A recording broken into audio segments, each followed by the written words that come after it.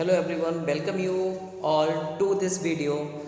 Today we are going to start our first subject politics. आज मैं आपके साथ पॉलिटिक्स को शेयर करना चाहूँगा कि politics this is the major subject जो कि अपने आप में यूपीएससी के अंदर एक मेजर सब्जेक्ट है, चाहे वो प्री हो चाहे वो मेन एग्जामिनेशन हो। पॉलिटिक्स आखिर किस तरीके से पॉलिटिक्स की शुरुआत करना चाहिए, क्या क्या चीज़ें पॉलिटिक्स के अंदर काफ़ी इम्पोर्टेंट हैं जिनको पढ़ना बहुत ज़रूरी है। खासकर पॉलिटिक्स एक तरीके से आप यहाँ से कॉन्स्टिट्यूशन की समझ विकसित कर सकते हैं और इसके लिए आपको थोड़ा सा हिस्टोरिकल बैकग्राउंड्स वगैरह पॉलिटिक्स का पता होना चाहिए। So in this good video we are going to discuss about the historical background of politics. आज हम पॉलिटिक्स के कुछ हिस्टोरिकल बैकग्राउंड्स के बारे में पढ़ेंगे। Historical background of politics we will read today. Historical background, आखिर इसकी क्या ऐतिहासिक पृष्ठभूमि है, क्या इसके पीछे एक हिस्टोरिकल बैकग्राउंड है, किस तरीके से पॉलिटिक्स, खासकर I am talking about specially India की पॉलिटिक्स की शुरुआत कहाँ से मानी जाती है। देखिए, ब्रिटिश रूल को अलग करने के बाद व्हेन इंडिया गॉट फ्रीडम, जब इंडिया ने आज़ादी पाई, वहाँ से अक्सर हम पॉलिटिक्स की एक शुरुआत करते हैं। लेकिन हमारे लिए इसकी हिस्टोरिकल बैकग्राउंड का जानना बहुत ज़रूरी है कि हिस्टोरिकल बैकग्राउंड हमारी क्या है।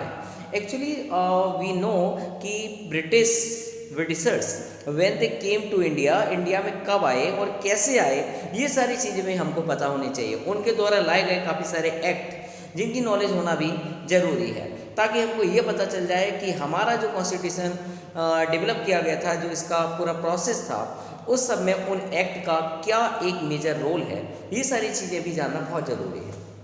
चलिए स्टार्ट करते हैं। सबसे पहले इंडिया के अंदर ब्रिटिशर्स की शुरुआत 1600 से हुई।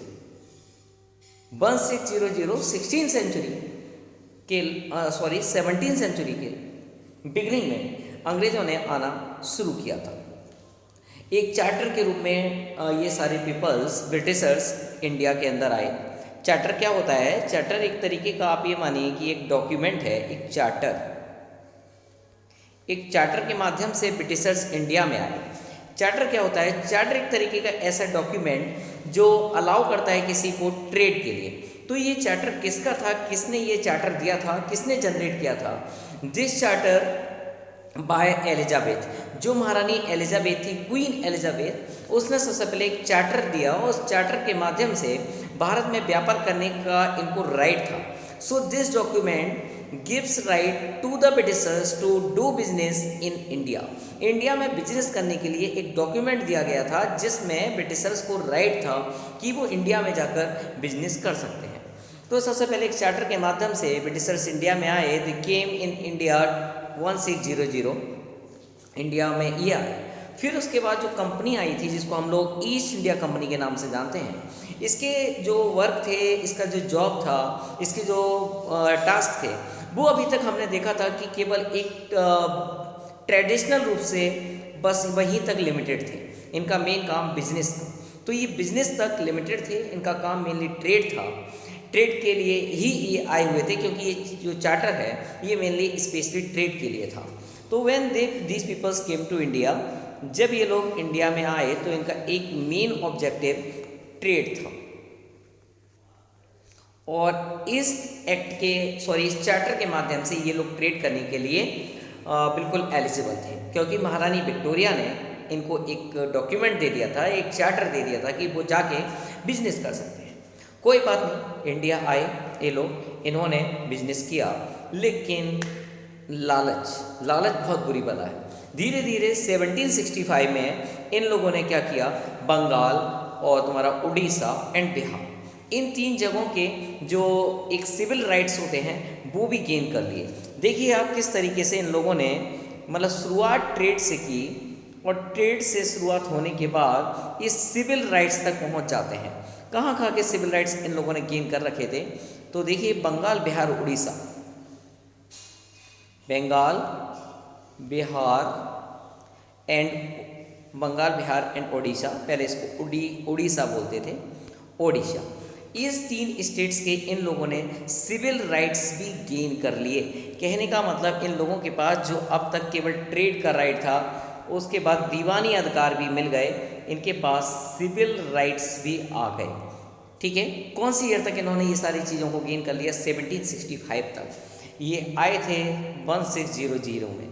धीरे धीरे बिजनेस करते करते एक्सपेंड करते चले गए और एक्सपेंड इतना किया कि 1765 में ये बंगाल, बिहार, उड़ीसा तीनों जगहों की दीवानी प्राप्त कर लेते हैं। या एक तरीके से कहूँ कि फिस्कल जो होता है, मतलब जिसको हम रेवेन्यू बोलते हैं, टैक्स बोलते हैं अपनी लैंग्वेज में, वो फिस्कल और जो सिविल है मतलब दीवानी राइट्स जिसको बोलते हैं, ये सारी जुडिशियल चीज़ें इनके हाथों में आ चुकी थी। मतलब एक तरीके से कहूँ कि ये लोग अब काफ़ी परफेक्ट और पावरफुल हो चुके थे, because they had now fiscal rights, मतलब जो सिविल राइट्स होते हैं, टैक्स वगैरह वसूलना, ये सब इनके हाथों में आ चुका था। और इस सब के अलावा इन लोगों ने जुडिशियल राइट्स भी गेन कर लिए थे। जब ये इतने पावरफुल हो जाते हैं, उसके बाद भारत में इनका जो रीजनल एरिया था वो डेवलप होने लगा था। इन लोगों ने एक रीजनल पहचान या कहूँ बड़े लेवल पर अपने आप को एक पावर बनाने की कोशिश की।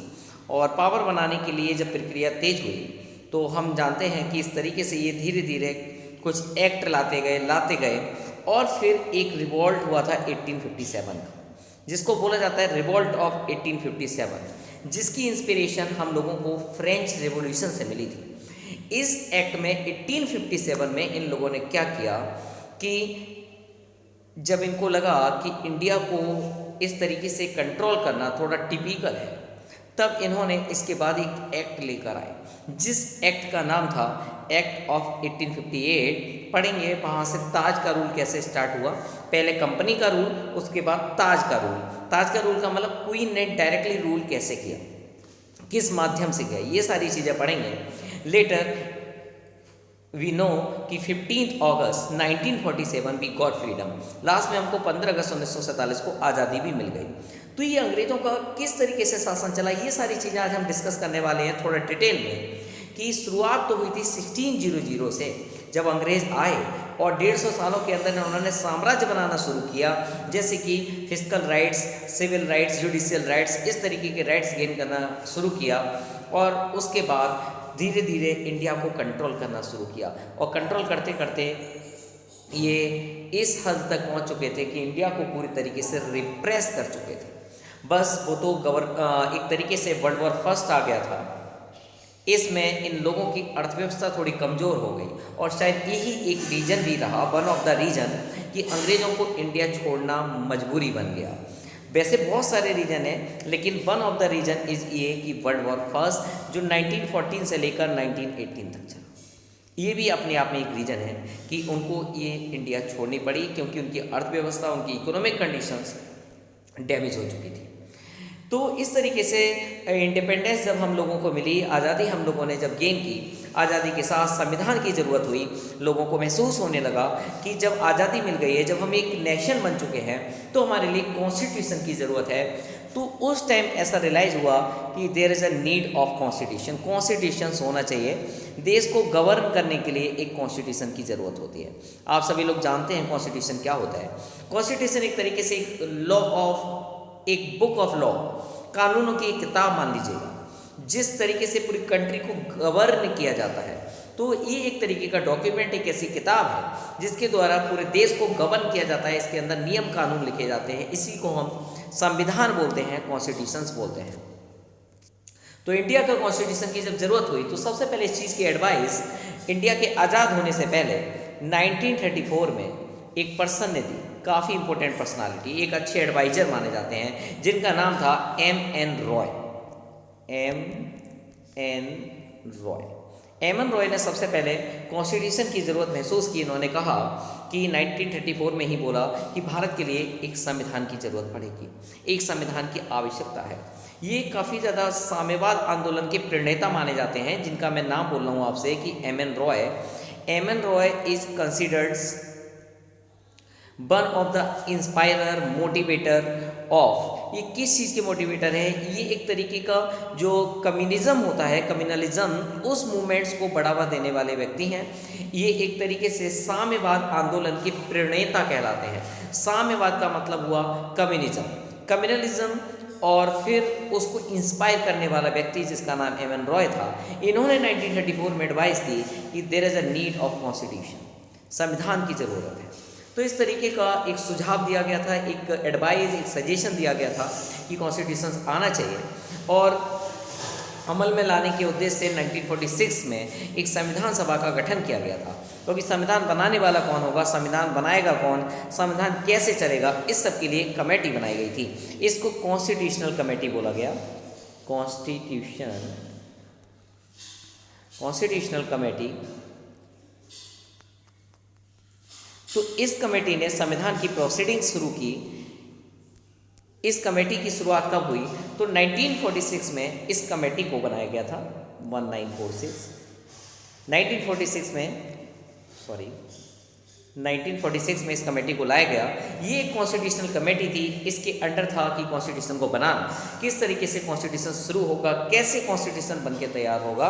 तो इस तरीके से इस सभा ने, संविधान सभा ने कॉन्स्टिट्यूशन की शुरुआत हुई।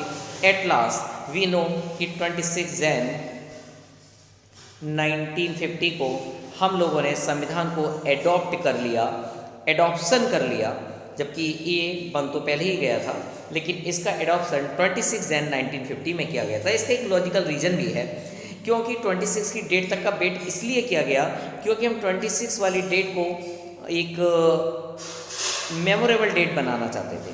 मेमोरेबल डेट बनाने का मतलब, क्योंकि हम लोगों ने हिस्ट्री में पढ़ा था, क्लास 10th में CBSE में है भी, कि पूर्ण स्वराज के लिए,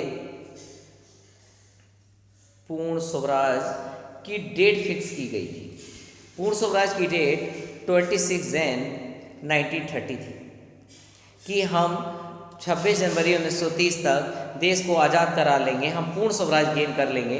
बहरहाल ऐसा हो नहीं पाया, लेकिन इस डेट को इम्पोर्टेंट बनाना ज़रूरी था, इस वजह से 26 तक का वेट किया गया, और फिर कॉन्स्टिट्यूशन का एडॉप्शन 26 जैन 1950 में किया गया। इसके पीछे ये एक लॉजिकल बात थी कि 26 तक वेट क्यों किया गया। इस सब के अलावा संविधान की कॉन्स्टिट्यूशन जो है, और जो पॉलिटी है जो हम पढ़ने जा रहे हैं, पॉलिटिक्स, तो इस पॉलिटी में बहुत सारी विशेषताएं हैं। ये देखने को मिलता है कि हम जो आज नियम कानून पढ़ रहे हैं, जो लॉ पढ़ते हैं, इस सब में कहीं ना कहीं ब्रिटिश रूल जो चला था उससे भी काफ़ी सारी चीज़ों को एडॉप्ट किया गया है। हम लोगों ने काफ़ी सारी चीज़ों का एडॉप्शन किया है ब्रिटिश रूल से। काफ़ी सारी चीज़ों एडॉप्शन का मतलब किन किन चीज़ों को एडॉप्ट किया है, तो एडॉप्ट जिन चीज़ों को किया है उसमें काफ़ी सारी चीज़ों का आज मैं आप सब लोगों से डिस्कशन करने वाला हूँ कि क्या क्या चीज़ें आज के टाइम में हमने वहाँ से एडॉप्ट की हैं। तो सबसे पहले हम इसको दो पार्ट में डिवाइड कर रहे हैं यहाँ से, कि किस तरीके से अंग्रेज़ों ने रूल किया, और इसको दो पार्ट में डिवाइड कर दीजिएगा। फर्स्ट, कंपनी रूल, कि कंपनी का रूल कब से कब तक चला। सेकेंड, ताज का रूल। ताज का रूल का मतलब ब्रिटिश रूल, एक तरीके से क्वीन का रूल बोलिएगा इसको, कि क्वीन का रूल कब से कब तक चला। इस चीज़ों के बारे में हम लोग अब डिस्कस करने जा रहे हैं। और इसमें सबसे पहला एक्ट जो डिस्कस करने वाले हैं, दिस इज रेगुलेटिंग एक्ट 1773।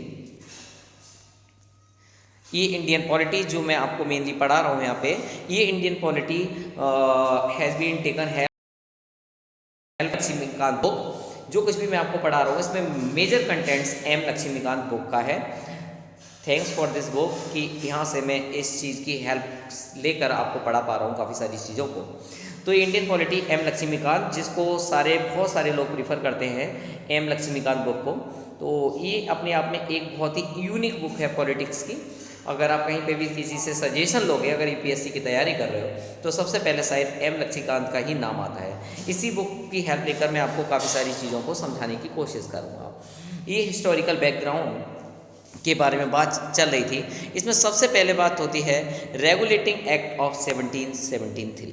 क्या था ये रेगुलेटिंग एक्ट, क्यों लाया गया था रेगुलेटिंग एक्ट, क्या रीजंस थे, इन सारी चीज़ों के बारे में आज हम विस्तार से डिस्कस करेंगे। रेगुलेटिंग एक्ट कौन सी ईयर वाला रेगुलेटिंग एक्ट? 1773। देखिए जो रेगुलेटिंग एक्ट 1773 की हम यहाँ पे बात कर रहे हैं, ये अपने आप में काफ़ी कॉन्स्टिट्यूशनल इंपॉर्टेंस को रखता है। किस तरीके की कॉन्स्टिट्यूशनल इंपॉर्टेंस को रखता है? देखिए इस कॉन्स्टिट्यूशन सबसे पहली बात ये थी कि जब ये एक्ट आया, जैसे रेगुलेटिंग इसका नाम है, तो सिंपल सा मतलब होता है रेगुलेट करना, किसी चीज़ को कंट्रोल करना होता है। तो किस चीज़ को कंट्रोल करने के लिए ये एक्ट लाया गया था?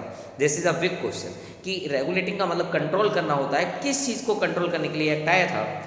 तो ईस्ट इंडिया कंपनी के जो काम थे ना, ईस्ट इंडिया जो काम कर रही थी, इस ईस्ट इंडिया के काम को कंट्रोल करने के लिए और रेगुलेट करने के लिए ये एक्ट लाया गया था कि ब्रिटिश सरकार ने कहा कि ये जो कंपनी काम कर रही है, ये काम ठीक से कर पा रही है नहीं कर पा रही है, क्योंकि सरकार का हस्तक्षेप करना जरूरी था।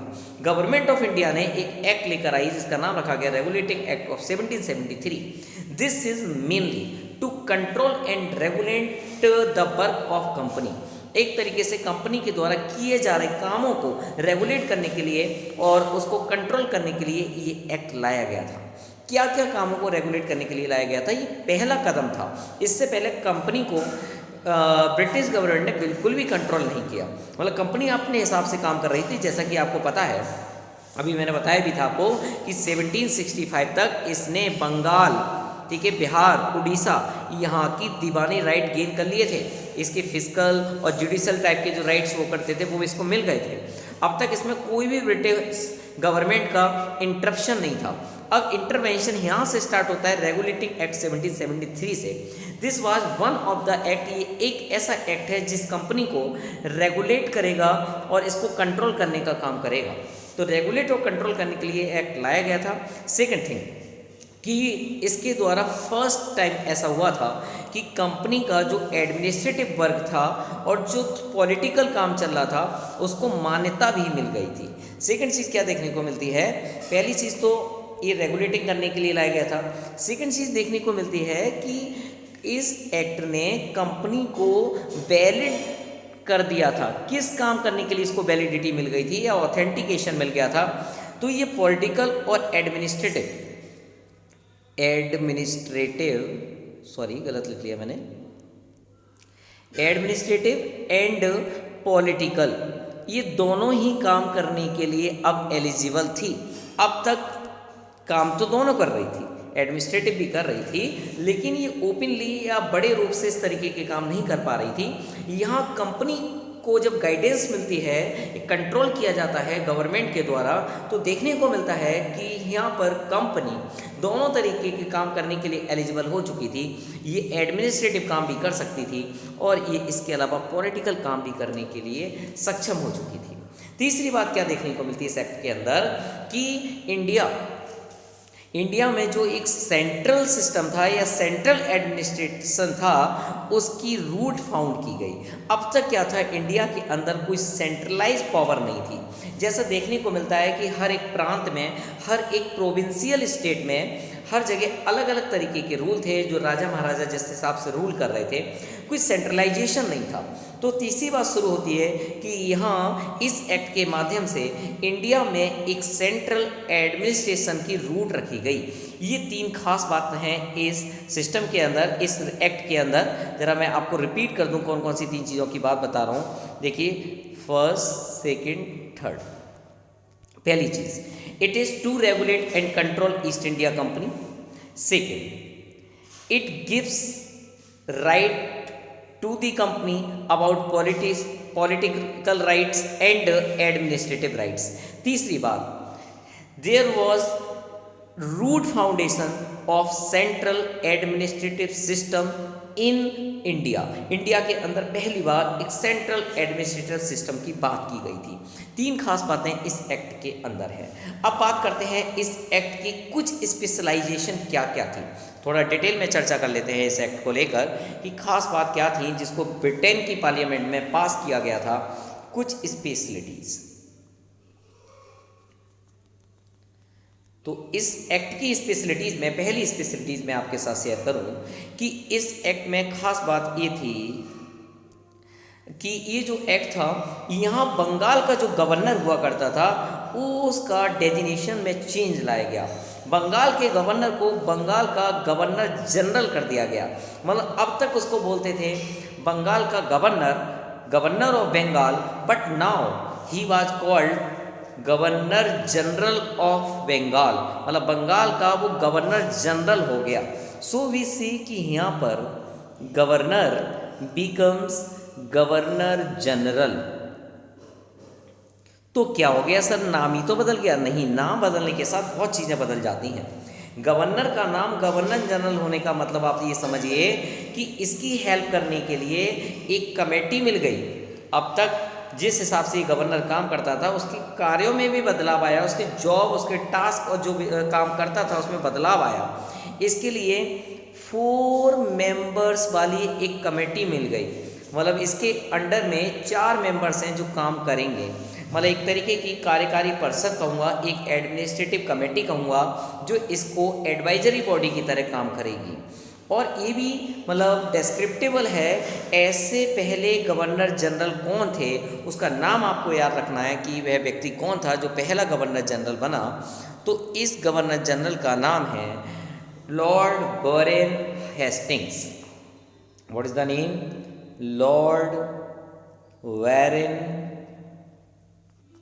Hastings, first governor general of India. Questions आते हैं पेपर में कि first governor general of India कौन था। डायरेक्टली ऐसा नहीं पूछता यूपीएससी, कभी कभी मैच वगैरह करने को दे देता है। इस तरीके से क्वेश्चंस को थोड़ा कॉम्प्लिकेटेड करके बनाता है। तो पहला गवर्नर जनरल कौन था? तो governor general of Bengal named Lord Warren Hastings was the first governor general.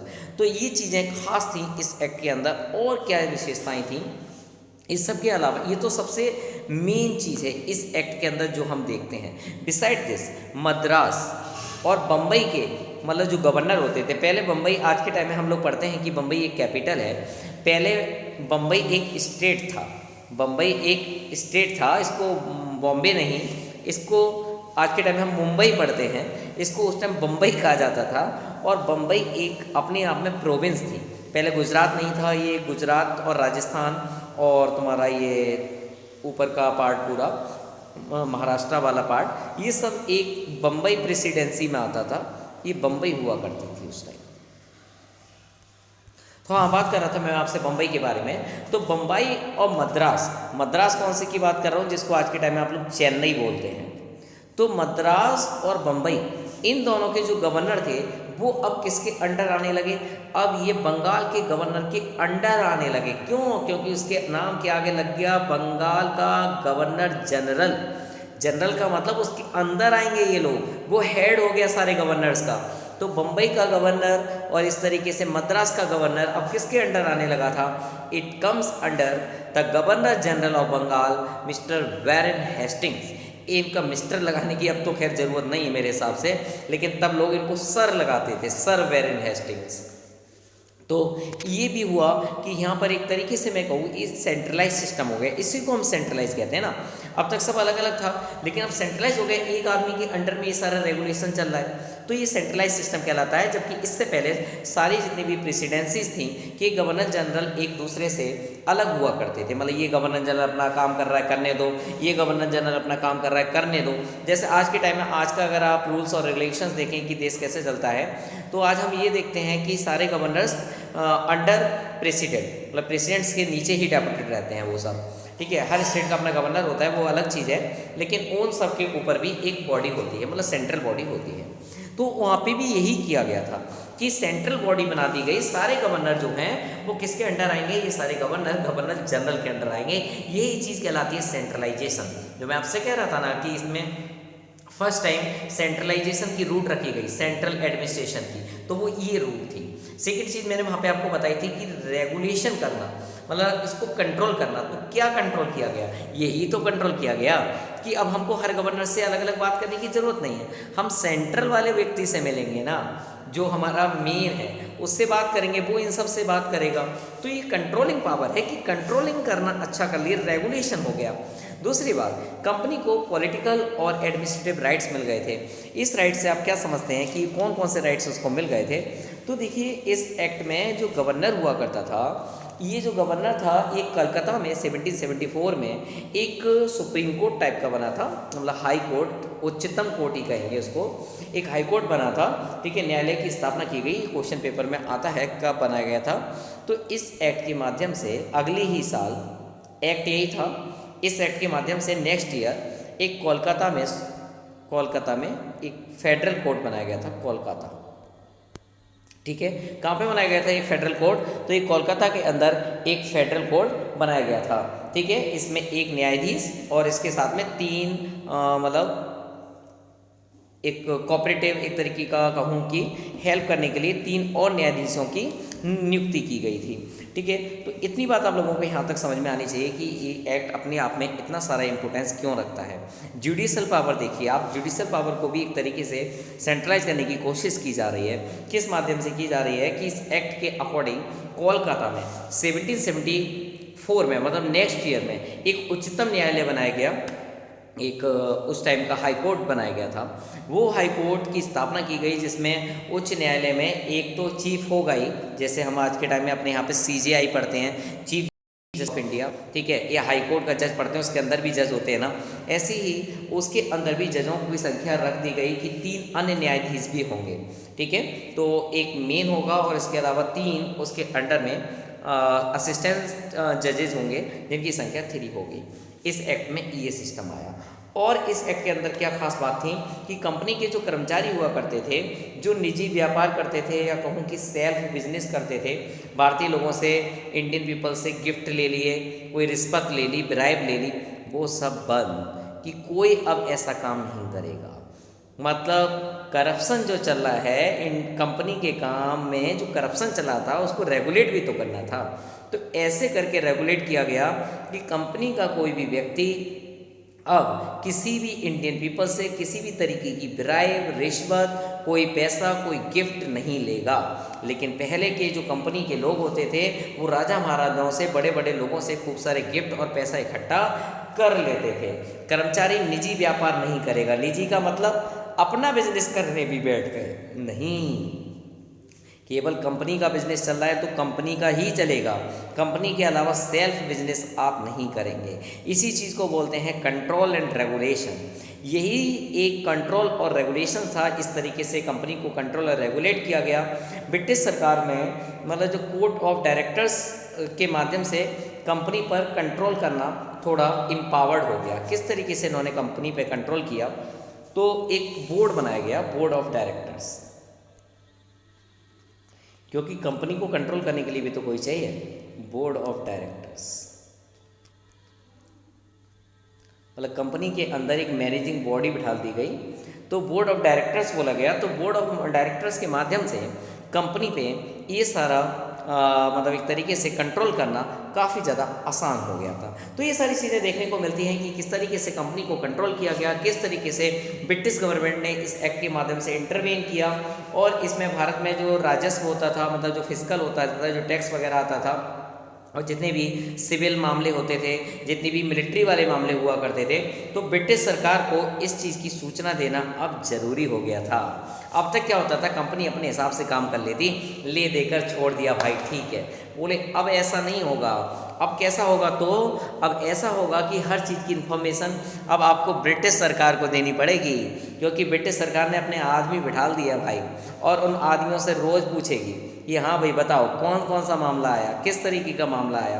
तो इस तरीके से जितने भी सिविल, मिलिट्री वाले या फिर फिजिकल वाले, टैक्सेशन से जुड़े हुए जितने भी मामले आएंगे, हर चीज़ की रिपोर्ट सौंपनी पड़ेगी आपको ब्रिटिश गवर्नमेंट के लिए। तो शायद ये एक्ट आपको बहुत अच्छे से समझ में आ गया होगा। एक बात शॉर्ट में ब्रीफ कर दूं, एक्ट का नाम है रेगुलेटिंग एक्ट ऑफ 1773, ठीक है। क्या नाम है, रेगुलेटिंग एक्ट ऑफ 1773। क्या रेगुलेट करने का काम था, तो इसका मेन रेगुलेशन था कंपनी को रेगुलेट और कंट्रोल करने का काम। कैसे रेगुलेट और कंट्रोल किया गया, तो देखिए इसको रेगुलेट और कंट्रोल करने के लिए क्या काम था, तो मैं आपको बता दूं। रेगुलेट करने के लिए, कंट्रोल करने के लिए सबसे पहले इन्होंने सोचा कि एक एडमिनिस्ट्रेटिव सिस्टम होना चाहिए, तो एक एडमिनिस्ट्रेटिव सिस्टम बनाया गया। दूसरी बात, कंपनी के जो पॉलिटिकल और एडमिनिस्ट्रेटिव काम थे उन दोनों को अलग अलग करके मान्यता दे दी गई, ठीक है, मतलब वैलिड कर दिया गया कि हाँ तुम ऐसा कर सकते हो। तो ये सारी चीज़ें इस एक्ट के अंदर थी। क्या क्या चीज़ें हमने इस एक्ट के अंदर बहुत डिटेल में पढ़ ली थी, ठीक है। तो देखिए इस एक्ट के अंदर सबसे खास बात यही देखने को मिलती है कि बंगाल का गवर्नर जनरल, मतलब जो अब तक केवल गवर्नर होता था वो गवर्नर जनरल बन गया। इसका मतलब क्या हुआ, एडमिनिस्ट्रेटेड कर दिया उसको। मतलब बंगाल का गवर्नर जनरल का मतलब हुआ कि मद्रास और बॉम्बे के जो गवर्नर्स हैं अब उसके अंडर में काम करेंगे। ये सेंट्रलाइजेशन था भाई। सेकंड चीज़ मैंने आपको बताई, कोलकाता के अंदर 1774 में एक उच्चतम न्यायालय बना लिया गया, एक कोर्ट बना दिया गया। इस कोर्ट में एक जज, इसके अलावा 3 उसके तरीके से उसके सपोर्ट करने के लिए 3 जजेस और होंगे। ऐसे सिस्टम चलेगा। कंपनी को थोड़ा हाई एक तरीके की रेस्ट्रिक्शंस लगा दिए। कंपनी का कोई भी व्यक्ति निजी बिजनेस नहीं करेगा। दूसरी बात, कंपनी का कोई भी व्यक्ति वो गिफ्ट नहीं लेगा, ब्राइब नहीं लेगा।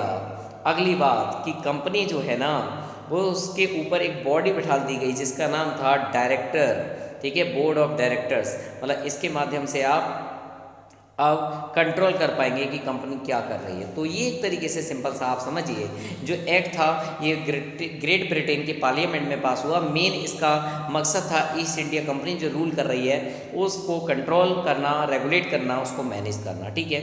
चलिए ज़रा आगे बढ़ेंगे। इसके बाद एक एक्ट और आया था जिसका नाम था एक्ट ऑफ 1784, जिसको लोग पिट्स इंडिया एक्ट भी बोलते हैं, ठीक है। कौन से एक्ट की बात कर रहे हैं हम लोग, तो बात कर रहे हैं हम नेक्स्ट एक्ट की जिसको पिट्स इंडिया एक्ट के नाम से जाना जाता है। देखिए एक मिनट जी,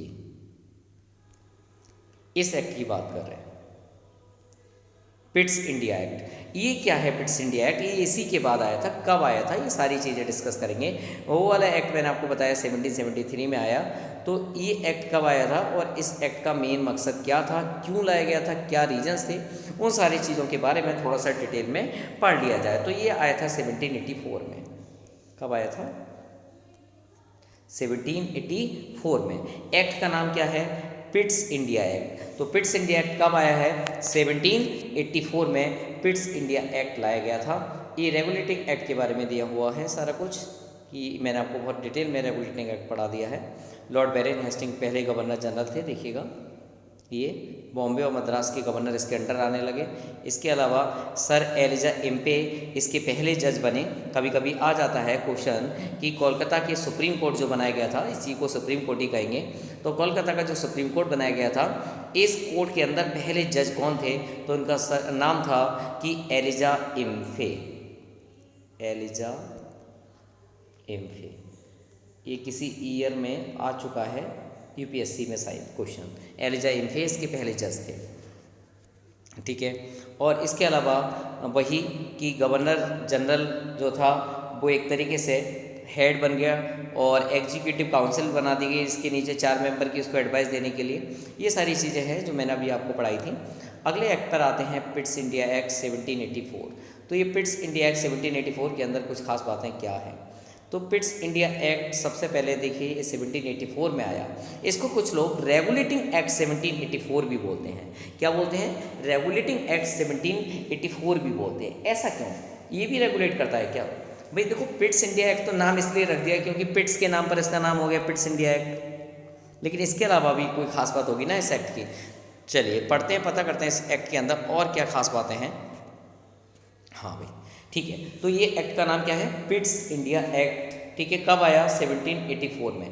कहने का मतलब सिंपल सा समझिए, जो इसने एक्ट पास किया था 1773 में, उसके अंदर जितनी कमियां रह गई उसको सुधारने के लिए आया। वरना इतनी जल्दी लगभग 11 ईयर्स के गैप में अगला आ जाना, इसका मतलब कहीं ना कहीं कोई ज़रूरी बात रह गई थी जो कमी छूट गई थी। तो ये उसका एक इम्प्रूव्ड वर्जन है भाई, इम्प्रूव्ड वर्जन है। किसका इम्प्रूव्ड वर्जन है ये वर्जन है इस 1773 का, ठीक है। तो Pitt's India act is an improved version of 1773 regulating act. ये रेगुलेटिंग एक्ट 1773 का एक इम्प्रूव्ड वर्जन है, उसकी कमियों को दूर करने के लिए इसे लाया गया था, ठीक है। एक्ट ऑफ सेटलमेंट के नाम से इसको बोला जाता है। दूसरा नाम ऐसे बोल दूं मैं इसको, act of settlement. Both act of regulation, इसको कह सकता हूँ एक्ट ऑफ सेटलमेंट। मतलब जो कमियां रह गई हैं उनको सेटल कर लो भाई। तो इस सेटल करने के लिए था, इस वजह से इसको act of settlement Pitt's India act कहा जा सकता है। 1784 में आया था। क्या सेटलमेंट था भाई? तो देखिए महत्वपूर्ण एक्ट है ये, अपने आप में इंपॉर्टेंट है। Pitt's India act 1784। कुछ कमियां थी, उन कमियों को सुधारना था। देखिए पहली इसमें कमी थी कि जो राजनीतिक काम था, मतलब पॉलिटिकल काम था, कंपनी को 2 काम दिए गए थे ना, और एक मैंने एडमिनिस्ट्रेटिव काम बताया था, मतलब एक तरीके का ट्रेड वाला काम भी तो था। मतलब आप बिजनेस भी तो करेंगे, कंपनी से बिजनेस करने को भी तो बोला गया था, ट्रेड और पॉलिटिकल।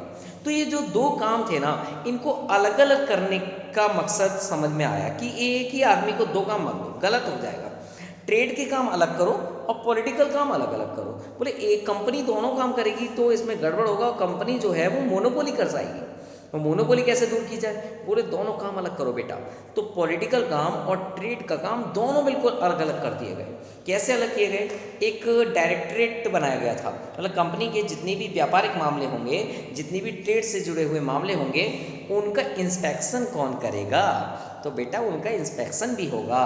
इंस्पेक्शन करने के लिए एक अलग से बोर्ड बना दिया गया, मतलब एक तरीके से बोर्ड ऑफ डायरेक्टरेट बोल सकते हैं इसको हम, बोर्ड ऑफ डायरेक्टरेट्स। क्या काम करेगी ये डायरेक्टरेट्स? तो डायरेक्टरेट्स का मेन काम होगा व्यापारिक मामले, ट्रेड अफेयर्स जितने भी होंगे, ट्रेड अफेयर्स।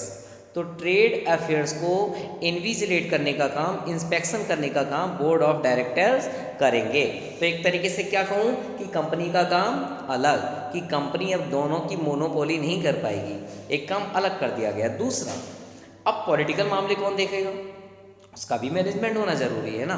तो पॉलिटिकल मामलों के लिए नई चीज़ लेकर आए, बोले हम एक और कुछ करते हैं कि हम बनाते हैं बोर्ड ऑफ कंट्रोल।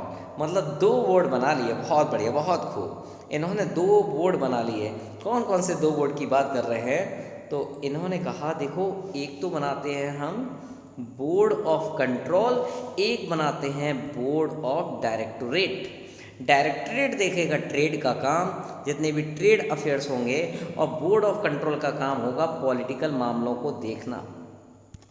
लो बेटा, तुमको अलग कर दिया हमने भाई। इस तरीके से सेग्रीगेट कर दिया गया था इन दोनों को, बोर्ड ऑफ कंट्रोल और बोर्ड ऑफ डायरेक्टरेट्स के माध्यम से। मतलब इसको बोलते हैं सेटलमेंट, मतलब जो पुरानी कमियां हैं सेटल करो।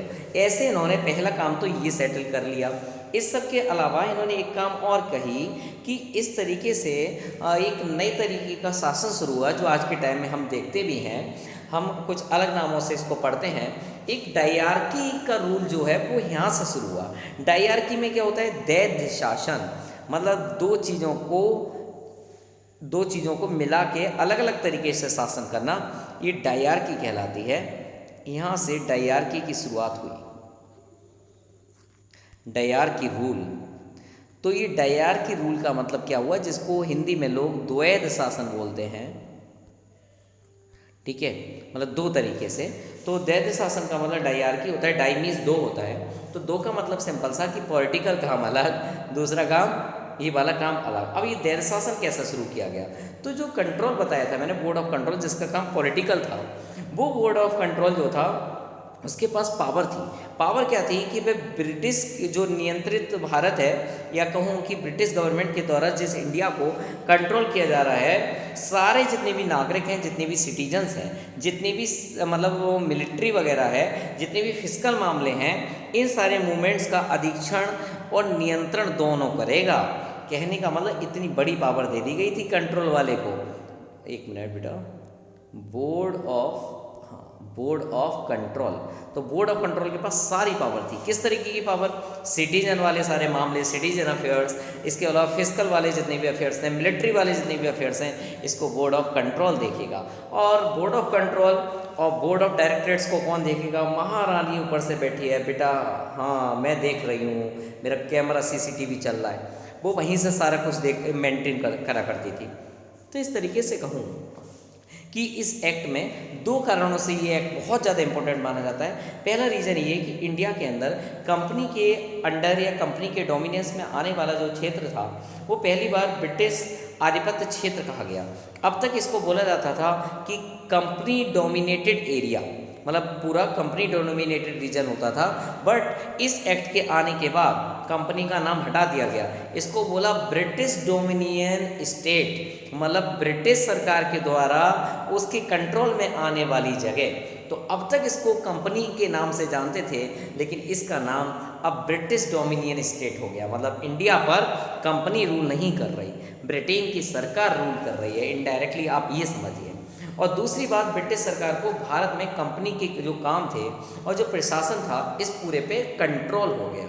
अब तक कोई कंट्रोल नहीं था, लेकिन ये कंट्रोल हो गया। तो ये बहुत बड़ी बात है कि इस तरीके से कंपनी को कंट्रोल कर लिया किसने, ब्रिटिश गवर्नमेंट ने, वरना कंपनी कंट्रोल कर लेती सब कुछ। तो ये था आपका एक्ट ऑफ 1784, जिसको सेटलमेंट एक्ट के नाम से भी जानते हैं, इसको पिट्स इंडिया एक्ट के नाम से भी जानते हैं। इसमें जो कॉमर्शियल और पॉलिटिकल फंक्शन थे उनको डिस्टिंग्विश कर दिया गया। पॉलिटिकल फंक्शन देखने के लिए बोर्ड ऑफ कंट्रोल हो गया था, और कॉमर्शियल पर्पस देखने के लिए बोर्ड ऑफ डायरेक्टरेट बन गया था। कोर्ट ऑफ डायरेक्टर्स को अलाउ था कि वो कॉमर्शियल अफेयर को देखेंगे। इसके अलावा बोर्ड ऑफ कंट्रोल को ये ऑथोराइज था कि वो एक तरीके का डबल गवर्नमेंट ही कहेंगे इसको, कि यहाँ पे वो चीज़ देख सकते हैं, सिविल, मिलिट्री, फिजिकल मामले जितने होते हैं उन सबको देख पाएंगे। तो ये एक्ट है आपका government of Pitt's India act 1784। ठीक है, आई होप बहुत अच्छे से आपको ये समझ में आ जाना चाहिए। आज मैं आपको 2-3 एक्ट और पढ़ा दूँ छोटे छोटे। इसके बाद नेक्स्ट एक्ट है एक्ट 1833।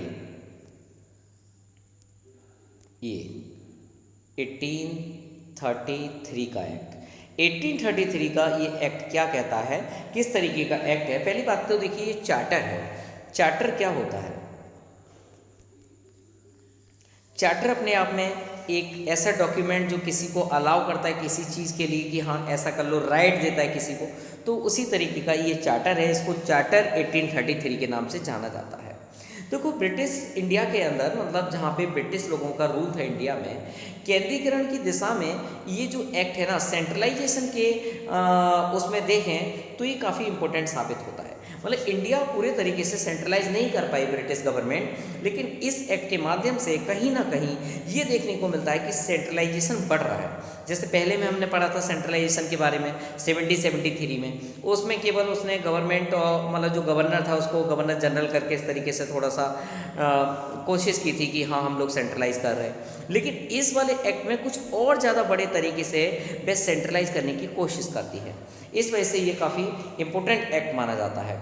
तो बंगाल के गवर्नर जनरल जो हुआ करता था, अभी हमने पढ़ा था, उसको और आगे बढ़ाया, बोले गवर्नर जनरल ऑफ इंडिया बन गए तुम भैया, उसको इतना बड़ा नाम दे दिया। तो व्हाट यू सी कि जो अब तक बंगाल का गवर्नर जनरल था वो हो गया गवर्नर जनरल ऑफ इंडिया। तो ये और ज़्यादा सेंट्रलाइजेशन हुआ ना, कि सेंट्रलाइजेशन तो हुआ लेकिन ये उससे भी बड़ा सेंट्रलाइजेशन हो गया, मतलब पूरे इंडिया का गवर्नर जनरल बना दिया गया।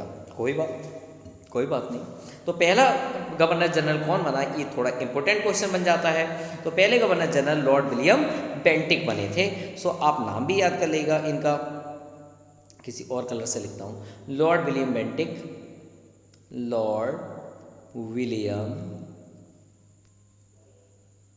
बेंटिक।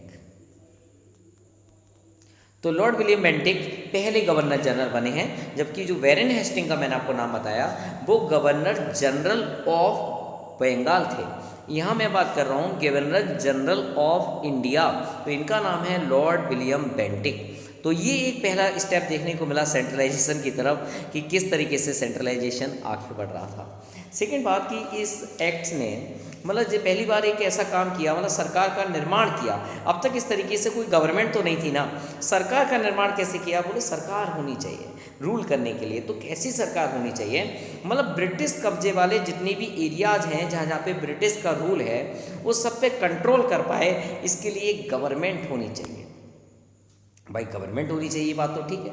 तो लॉर्ड विलियम बेंटिक की हेल्प से तो उन्होंने गवर्नर बना लिया पूरे उस सब एरिया के लिए जहाँ जहाँ इंडिया का मतलब इंडिया में वो रूल कर रहे हैं, उसको बोला गवर्नर जनरल ऑफ इंडिया बोल दिया भाई उसको। फिर इसके बाद मद्रास बम्बई के जो गवर्नर्स थे, ठीक है, वो सारे जो गवर्नर्स थे उन सबको वहाँ से विधायिका संबंधी जो शक्ति थी उनके पास, लेजिस्लेटिव जो पावर थी वो हटा दी गई, मतलब उनकी पावर कम कर दी गई बंगाल और मद्रास के गवर्नर्स की। फिर उसके बाद भारत का जो गवर्नर जनरल बना, जिसको हम सेंट्रल गवर्नर जनरल कह रहे हैं एक तरीके से, इसको पूरे ब्रिटिश भारत में मतलब अनलिमिटेड अधिकार दे दिए गए, अनलिमिटेड इसको राइट मिल गए। किस तरीके के अनलिमिटेड राइट्स मिल गए भाई? विधायिका से संबंधित, विधायिका जानते हैं क्या होता है? लेजिस्लेचर, पढ़ा जरूर होगा 9th-10th में। लेजिस्लेचर क्या होता है? कानून बनाने वाली बॉडी लेजिस्लेचर कहलाती है। इसको लॉ मेकिंग बॉडी भी बोलते हैं, लॉ मेकिंग बॉडी। सरकार ऐसी तो चलती है ना जिसमें लेजिस्लेचर वगैरह हो, तो ये लेजिस्लेचर जो बॉडी होती है, इसके लिए पूरे सारे राइट्स दे दिए गए थे इस पूरे इंडिया के गवर्नर जनरल मतलब लॉर्ड विलियम बेंटिक को दे दिए गए थे। इसके बाद इसके अंतर्गत बनाए गए जितने भी कानून थे, उन सब कानूनों को बोला गया था कि ये कंट्रोलिंग या रेगुलेटिंग कानून है, और कानून के तहत बने कानूनों को एक्ट या एक्ट कहा गया। मतलब इसके अंतर्गत जो पहले बनाए गए कानून थे उनको तो बोला गया कि ये रेगुलेटिंग है, और नए कानून जितने बनाए जाएंगे उनको क्या बोला जाएगा? उनको बोला जाएगा कि ये एक्ट है, मतलब अधिनियम है। वो रेगुलेटिंग है और ये अपने आप में एक एक्ट या अधिनियम है। वो नियामक कानून है और ये एक अपने आप में अधिनियम है। मतलब अलग अलग वर्ड हैं, लगभग मीनिंग दोनों का एक ही है कि कानून और अधिनियम एक ही बात होती है। बस थोड़ा सा एक तरीके से कहूँ कि ग्रामेटिकल वोकेब जो है वो डिफरेंट कर दी। यहाँ पे इसको बोल दिया गया कि हाँ ये एक तरीके का एक्ट है, ये रेगुलेटिंग एक्ट है, ठीक है, और ये चार्टर टाइप का है, कोई बात नहीं। तो देखिए ईस्ट इंडिया कंपनी की जो एक व्यापारिक निकाय था, जो एक कॉमर्शियल एक यूनिट थी, उसके रूप में जाने वाली जितनी भी गतिविधियां थी, जो भी मूवमेंट्स थे, उन सबको समाप्त कर दिया। मतलब ईस्ट इंडिया कंपनी जो एक तरीके से व्यापारिक निकाय है, जो ट्रेड का काम कर रहा है, उसका सारा काम एक तरीके से उसके मूवमेंट्स को ख़त्म कर दिया गया। अब क्या हुआ? अब ये हुआ कि एक प्रशासनिक निकाय बनाया गया। बोले अब ऐसे नहीं, अब थोड़ा हम हट के काम करेंगे। भाई साहब हट के काम कैसे करोगे? बोले हम एक नई बॉडी बना रहे हैं। किस तरीके की बॉडी बना रहे हैं? बोले हम एडमिनिस्ट्रेटिव बॉडी बना रहे हैं।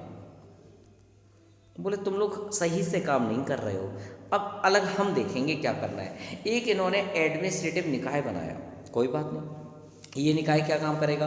तो ये करेगा कि इसके तहत अकॉर्डिंग टू इट जितने भी एरियाज ब्रिटिश राजशाही में आते हैं, ब्रिटिश रॉयल गवर्नमेंट के अंडर में आते हैं, उसके उत्तराधिकारियों के विश्वास के तहत ही कब्जे में रह सकते हैं। मतलब जब राजा कहेगा तब तक, मतलब जो ब्रिटिश गवर्नमेंट कहेगी तो तब तक। सिंपल सा मतलब समझिए कि इस एक्ट के तहत ये तय कर दिया गया कि कंपनी के अधिकार वाले जितने भी क्षेत्र हैं वो ब्रिटिश राजशाही वाले क्षेत्र हो गए। जिस पे कंपनी का अधिकार था वो कंपनी का अधिकार खत्म, अब उस पर ब्रिटिश गवर्नमेंट का अधिकार शुरू हो गया है। सिंपल से शब्दों में ये बात थी। बोले अच्छा ये बात तो ऐसे ही कह देते? बोले नहीं, थोड़ा घुमा के कहेंगे। तो इन्होंने वही काम किया कि अब तक जो कंपनी के अंडर में जो एरिया आता था वो ब्रिटिश रॉयल गवर्नमेंट के अंडर में वो एरिया आएगा। चार्टर में और क्या खास बात थी 1833 के? एक खास बात और जो आज के टाइम में जिसकी आप तैयारी कर रहे हैं, सिविल सर्विसेज। ये सिविल सर्विसेज के चयन के लिए एक ओपन कंपटीशन शुरू हो गया था। 1833 में एक ओपन कंपटीशन शुरू हो गया था। किस चीज़ का ओपन कंपटीशन शुरू हो गया था? तो ये ओपन कंपटीशन सिविल सर्विसेज के लिए था। Open competition for civil services, ये सिविल सर्विसेज के लिए एक ओपन कंपटीशन की शुरुआत थी। तो चार्टर एक्ट 1833 में क्या क्या खास बातें हैं जरा एक बार थोड़ी सी पता कर ली जाए। तो इस एक्ट के तहत कंपनी में जितनी भी मतलब इंडियंस थे वो किसी पद पर कार्यालय या रोजगार को हासिल करने से वंचित नहीं किया जाएगा। एक तरीके से इन्होंने सहानुभूति दिखाई, एक सिंपैथी दिखाई कि इंडियन लोग भी अब गवर्नमेंट में जा सकते हैं, जॉब कर सकते हैं। मतलब गवर्नमेंट की जॉब है ना ये, लोग कहते हैं ना सरकारी नौकरी, ये सरकारी नौकरी सिविल सर्विसेज, जिसको आज हम यूपीएससी के नाम से जानते हैं, यूनियन पब्लिक सर्विस कमीशन। उस टाइम इसके लिए एक ओपन कंपटीशन था, मतलब इंडियन पीपल भी इसमें पार्टिसिपेट कर सकते हैं। हालांकि कोर्ट ऑफ डायरेक्टर्स के अपोज के कारण इस प्रावधान को खैर बाद में समाप्त भी कर दिया गया था जब ये लाया, लेकिन जो डायरेक्टर्स था, बोर्ड ऑफ डायरेक्टर्स, उसने इसको मना किया, उन्होंने अपोज किया, इस वजह से ये हटा भी दिया गया था। ठीक है, तो इस एक्ट की कुछ खास बातें हैं, जरा एक बार दोबारा से ध्यान में डाल लें। पहली बात, ये एक्ट जो है वो खास किस लिए है, क्योंकि इससे सेंट्रलाइजेशन और बढ़ा दी गई। सेंट्रलाइजेशन बढ़ाने का मतलब समझिए कि सेंट्रलाइजेशन बढ़ाने का सिंपल सा मतलब, इन्होंने जो अब तक बंगाल का गवर्नर जनरल था उसको इंडिया का गवर्नर जनरल बना दिया। कौन बने थे? लॉर्ड विलियम बेंटिक बने थे। सेकेंड बात कि मद्रास बम्बई के गवर्नर जो हैं उनके पावर कम कर दी। बोले लेजिस्लेचर पावर आपको नहीं बच्चे, गलत बात। किसको मिलेगी? बोले नहीं नहीं नहीं, अब हम इसको देंगे, ये हमारा बड़ा भाई गवर्नर जनरल ऑफ इंडिया है ना, इसको मिलेगी, इसको खूब सारी पावर मिलेगी। कोई बात नहीं, ठीक है, मान गए हम लोग। फिर इसके बाद एक प्रशासनिक निकाय बना दिया। बोले नहीं, अब ये कंपनी है ना, ये इसका काम समझ में नहीं आ रहा। फिर क्या? बोले नहीं, अब इसके लिए हम एक एग्जीक्यूटिव काउंसिल बनाएंगे। क्या करेंगे? एक एग्जीक्यूटिव काउंसिल बनाएंगे, वो काउंसिल देखेगी सारे काम। और इसके अलावा कंपनी की जितनी भी जगह है वो कंपनी की नहीं। बोले बेटा नहीं, गलत बात ये। फिर बोले नहीं नहीं, अब देखो हम आपके पिताजी तो हमारी होगी ना। तो ब्रिटिश गवर्नमेंट ने उसको अपना माना। और इसके अलावा 1833 में सिविल सर्विसेज की शुरुआत हो गई थी। ये खास बातें थी चार्टर एक्ट 1833 में, इन सारी चीज़ों को यहाँ पे मेंशन किया गया है। ये 1833 का चार्टर का एक्ट है। कुछ खास बातें जो यहाँ पे मैंने आपको समझाई थी वो सारी यहाँ लिखी हुई हैं। इसके बाद ज़रा थोड़ा सा आगे बढ़ते हैं 1853 का। ये आज के लिए लास्ट चार्टर जो मैं आपको पढ़ाने वाला हूँ वो यही लास्ट है, क्योंकि आज 1 घंटे की क्लास ले पाऊँगा मैं आपसे। ठीक है, टाइम भी काफ़ी हो चुका है। अब मैं आपकी जब क्लास ले रहा हूँ तो इस टाइम 11:25 हो रहा है। ठीक है, 11:30 बजने वाले हैं। तो ये अगला एक्ट है 1853 का। ठीक है, इस एक्ट में क्या था जरा यहाँ आपको थोड़ा समझना पड़ेगा। देखिए, इसके बीच में वैसे एक्ट और भी आए, ऐसा नहीं कह सकते कि एक्ट नहीं आए।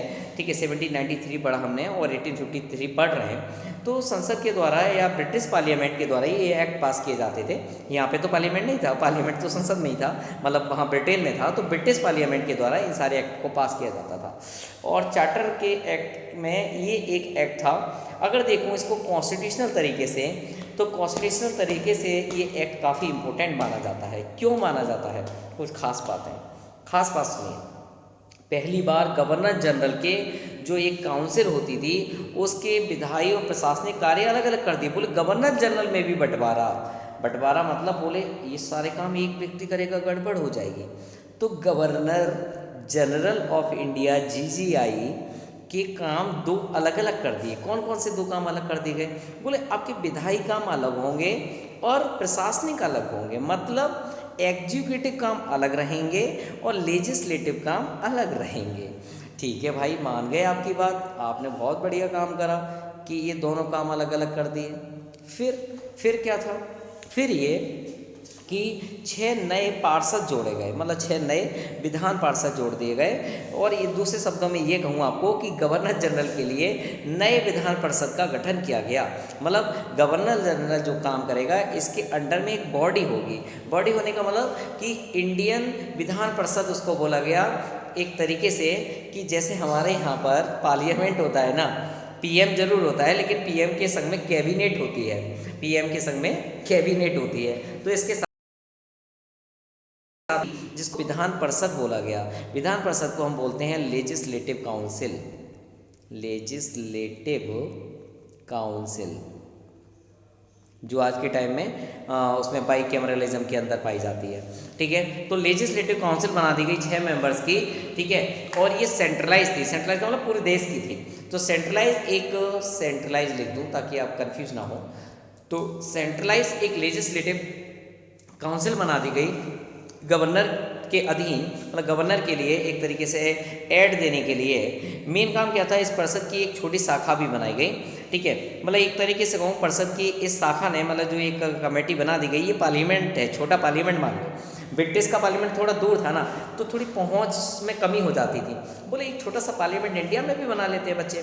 ठीक है, बन जाएगा। बोले कैसे बनेगा? बोले गवर्नर जनरल ऑफ इंडिया तो है ही हमारे यहाँ पे, बस वहाँ पे हमारे पास वो नहीं है एमएलए विधायक वगैरह। बोले कोई बात नहीं, 6 लेजिस्लेटिव मेंबर्स बना दे रहे हैं। तो इस तरीके से क्या किया, एक इस तरीके की लेजिस्लेटिव काउंसिल बना दी गई और इसके ऊपर एक गवर्नर जनरल ऑफ इंडिया बना दिया गया। इसके अंदर सारी वही प्रक्रियाएं, सारी प्रोसेस वही थी जो ब्रिटिश पार्लियामेंट में अपनाई जाती थी, वही सारी प्रोसेस यहाँ पे भी अपनाई जाती थी। इस तरीके से विधायिका का मतलब लेजिस्लेचर जो था पहली बार सरकार के विशेष काम के रूप में जाना जाने लगा। मतलब एक तरीके की सरकार बन गई। मतलब हम कहें तो 1853 एक ऐसा नियम है जो इंडिया में सरकार लेकर आया। मतलब इनडायरेक्टली सरकारी तो कहेंगे इसको कि ये सरकारी हो गई। तो इस तरीके का ये एक्ट था जिसमें विशेष एक स्पेशल मशीनरी थी और प्रोसेस की ज़रूरत थी। तो इस मशीनरी और प्रोसेस के लिए ये सारी चीज़ें लाई गई थी। बिसाइड दिस सिविल जो हम बात कर रहे थे सिविल सर्वेंट्स, उनकी जो भर्ती, उनका रिक्रूटमेंट होता था, उनकी जो सिलेक्शन प्रोसीजर होता था, उसके लिए ओपन कंपटीशन जो बीच में रोक दिया गया था बोर्ड ऑफ डायरेक्टर्स के द्वारा, यहाँ से दोबारा सिविल सर्विसेज के लिए वो चीज़ें दोबारा से शुरू कर दी गई। मतलब जिस चीज़ को बोर्ड ऑफ डायरेक्टर्स के विरोध की वजह से रोका गया था, वो चीज़ें दोबारा से चालू हो गई। मतलब सिविल सर्विस के लिए ओपन कॉम्पिटिशन शुरू हो गया था। और इसके लिए 1854 में इंडियन सिविल सेवा के संबंध में एक कमेटी बनी थी जिसको मैकाले समिति बोलते हैं। तो एक चीज़ आप थोड़ा सा याद कर लीजिएगा, कभी कभी थोड़े इस तरीके के क्वेश्चंस पूछ लेता है पेपर में कि मैकाले समिति किस चीज़ से कंसर्निंग है। तो देखिए मैकाले समिति, मैकाले कमेटी बनाई गई थी। तो ये मैकाले कमेटी किस चीज़ से जुड़ी हुई है? सिविल सर्विसेज से जुड़ी हुई है। सिविल सर्विसेज से जुड़ी है। बस इतना याद रखना है कि मैकाले कमेटी किससे जुड़ी है? मैकाले कमेटी सिविल सर्विसेज से जुड़ी हुई है। इस एक्ट के माध्यम से लाई गई थी, जिस एक्ट का नाम है एक्ट ऑफ 1853। इस एक्ट के माध्यम से इसको लाया गया था। ठीक है, तो इस तरीके से एक ओपन कॉम्पिटिशन शुरू हो गया था सिविल सर्विसेज के लिए। ये दूसरी खास बात थी इस एक्ट के अंदर। तीसरी खास बात कि इस कंपनी के जो रूल चल रहा था उसको विस्तारित कर दिया गया, मतलब एक्सपेंड कर दिया गया, और इंडिया का जो क्षेत्र था उसको इंग्लैंड राजशाही क्षेत्र मान लिया गया। मतलब एक तरीके से कंपनी जहाँ जहाँ रूल कर रही है, एक तरीके से वो सारा एरिया अब एक तरीके से इंग्लैंड का रॉयल गवर्नमेंट का एरिया है, कब्जे में रखने का अधिकार दे दिया गया। मतलब कंपनी के शासन को एक्सपेंड कर दिया गया और भारतीय जितना भी क्षेत्र था या इंडियन जितना भी रीजन था, जितना भी एरिया था, उस एरिया को इंग्लैंड राजशाही के विश्वास के तहत कब्जे में रख सकते हो। कहने का मतलब कंपनी इसको मैनेज कर सकती है, लेकिन अंडर गवर्नमेंट ब्रिटिश गवर्नमेंट, ये सिस्टम था। ठीक है, तो लेकिन जो पहले के जो एक्ट थे, ठीक है, उसके अकॉर्डिंग अगर हम देखें तो निश्चित समय का निर्धारण नहीं था उसमें कि कितने टाइम के लिए रखा जा सकता है। लेकिन इसमें बिल्कुल स्पष्ट कर दिया गया, क्लियर हो गई बातें कि जो पार्लियामेंट द्वारा कंपनी का जो शासन है वो किसी भी समय हम समाप्त भी कर सकते हैं। ने ये भी क्लियर कर दी बात। मतलब एक तरीके से कंपनी को लुल्लू बना दिया, लुल्लू में उल्लू बन गए भाई साहब, कि एक्ट के माध्यम से जो कंपनी थी उस कंपनी को उल्लू बना दिया। बोले अब हम आपकी जो पावर है ना वो तो धीरे धीरे कर चुके हैं, हाथ तोड़ेंगे, पैर तोड़ेंगे और एकदम फांसी थोड़ी देंगे, अब फांसी दे देंगे। मतलब सिंपल सा कह दिया इन्होंने कि कंपनी का जो रूल है वो किसी भी समय समाप्त किया जा सकता है। ये इस एक्ट के अंदर खास बात थी। और फर्स्ट टाइम इंडिया का जो सेंट्रल लेजिस्लेटिव असेंबली मैंने आपको बताई थी, इसमें एक तरीके का लोकल रिप्रेजेंटेशन शुरू हुआ। लोकल रिप्रेजेंटेशन का मतलब स्थानीय प्रतिनिधित्व शुरू हुआ। रिप्रेजेंटेटिव्स लोग इसमें रखे गए इंडिया के। ठीक है, तो गवर्नर जनरल की परिषद में जो 6 नए सदस्यों में से 4 का चुनाव किया जाता था। अभी हमने पढ़ा था ना कि गवर्नर जनरल ऑफ इंडिया एक अपने गवर्नर जनरल ऑफ इंडिया जो काम करेगा वो किसके थ्रू काम करेगा? तो वह काम करेगा एक काउंसिल के माध्यम से। मतलब एक तरीके की लेजिस्लेटिव काउंसिल होगी। तो जो लेजिस्लेटिव काउंसिल होगी इसमें 6 मेंबर होंगे। तो इस 6 मेंबर का भी बंटवारा कर दिया यहाँ की सरकार ने। इसने कहा 6 मेंबर्स ऐसे होंगे कि देखो 4 का तो चुनाव हो जाएगा, ठीक है, थोड़ा थोड़ा इंडियन लोगों को भी तो हैप्पी रखो, वरना रूल कैसे करोगे, है ना, कोई तरीके सोचो। तो इन लोगों ने तरीका जो सोचा वो ये था, पूरे एक काम करते हैं, बंगाल, मद्रास, बम्बई और आगरा, बंगाल, ठीक है, मद्रास वो चेन्नई वाला, इसके अलावा बम्बई महाराष्ट्र वाला और एक आगरा यूपी वाला। इन चारों से हम एक एक सदस्य को चुनेंगे, मतलब एक तरीके का, और उसका इलेक्शन करा देंगे। 4 ये हो गए और 2 अपने रख लेंगे, 4 और 2 6 हो गए, और इसके ऊपर जीजीआई हो गए हमारे गवर्नर जनरल ऑफ इंडिया। तो ये एक्ट था, ठीक है। ये आज के लिए एक लास्ट एक्ट है, गवर्नमेंट ऑफ इंडिया एक्ट 1853, ठीक है। तो इस एक्ट की एक खास बातें थी। आज हमने जो कुछ पढ़ा है उसको मैं इन शॉर्ट ब्रीफ कर दूं कि किस तरीके से ब्रिटिश गवर्नमेंट इंडिया में कैसे आ पाई। तो शुरुआत में कंपनी आई, कंपनी का रूल 1600 से शुरू हुआ था। धीरे धीरे इसने 1765 तक बंगाल, बिहार, उड़ीसा की वहाँ के दीवानी राइट गेन कर लिए। फिर उसके बाद हमारा देश, हमने आपको बता ही दिया कि 15 अगस्त 1947 में आज़ाद हुआ। लेकिन आज़ाद होने के बाद संविधान की ज़रूरत होती है।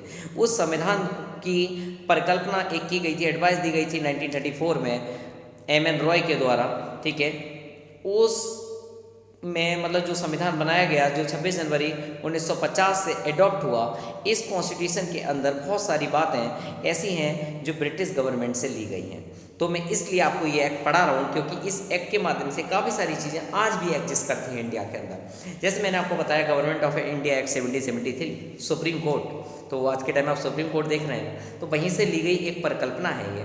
तो ये सारी चीज़ें थी। गवर्नमेंट ऑफ इंडिया 1773 पढ़ा हमने, उसको एक बार आप दोबारा से रिवाइज कर लीजिएगा, क्या खास बातें थी। रेगुलेटिंग एक्ट कहा जाता है इसको, सिंपल सा समझिए कि रेगुलेट करना, कंट्रोल करना था इसका मेन मकसद। फिर आया था 1784 सेटलमेंट, मतलब जो कमियां रह गई उनको सेटल करना था। इसके बाद 1833 पर आया था सेंट्रलाइजेशन की तरफ प्रयास करना। इसके बाद आया था 1853 का एक्ट, इसका काम था पूरे तरीके से सेंट्रलाइज कर देना। तो ये सारी बातें थी आज की क्लास में। तो आज का क्लास में यहीं पर ओवर करना चाहूँगा, ठीक है, क्योंकि 1 घंटे के करीब ये क्लास हो चुका है। सो मीट यू टुमारो, कल फिर आपसे मुलाकात होगी। कल संडे है लेकिन फिर भी मैं एक क्लास लेकर आपके सामने उपस्थित होऊंगा, ठीक है। तो please keep watching this video, try to make the notes if possible. अगर आपको लगता है नोट्स बनाना पॉसिबल है तो नोट्स भी बनाते रहिए, अगर यू हैव इनफ टाइम, अगर आपके पास पर्याप्त समय हो तो। और अगर आपको ये चैनल पसंद आता है तो please like, subscribe and share with your friends, ठीक है। जिस तरीके से आप मुझे सपोर्ट करेंगे मैं कोशिश करूँगा मोटिवेट होकर कि इससे भी अच्छा काम करने की कोशिश करूँ। Thank you so much, meet you tomorrow. कल फिर मुलाकात होती है एक लंबे से ब्रेक के बाद।